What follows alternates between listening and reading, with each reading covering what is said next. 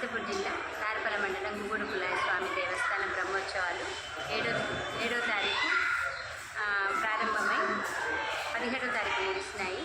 ఈరోజు తాత్కాలిక హుండీ కౌంటింగ్ అవుతుంది. ఇంకా పర్మనెంట్ హుండీ ఒక 2-3 రోజుల్లో అది ఓపెన్ చేస్తాము. గత సంవత్సరం కన్నా ఈ సంవత్సరం చాలా భారీగా భక్తులు స్వామివారి దర్శనానికి తరలి వచ్చి ఉన్నారు. దాదాపుగా ప్రతి సంవత్సరము 4 రోజులు 5 రోజులు వచ్చే జనం ఈ సంవత్సరం 10 రోజులు ఆపకుండా నిరంతరంగా దర్శనాలు జరుగుతూనే ఉన్నాయి.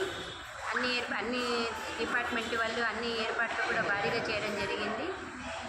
చాలా బాగా జరిగింది ఈ సంవత్సరం. ఇలాంటి భక్తులకు ఎలాంటి సమస్య లేకుండా అన్ని డిపార్ట్మెంట్ వాళ్ళు బాగా సహకరించి ఉన్నారు. అందరికీ ధన్యవాదాలు. మరియు కలెక్టర్ గారికి, మనం ఎమ్మెల్యే గారు బండారి శ్రావణి గారికి ధన్యవాదాలు తెలుపుకుంటున్నాం. ఆభరణాలు మనకి రసీదు మూలకంగా రెండు రకాలుగా వచ్చినాయి.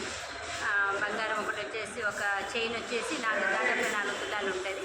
ఒక చైన్ వచ్చేసి 1 తులం అంటే 10 గ్రాములు ఉంటుంది.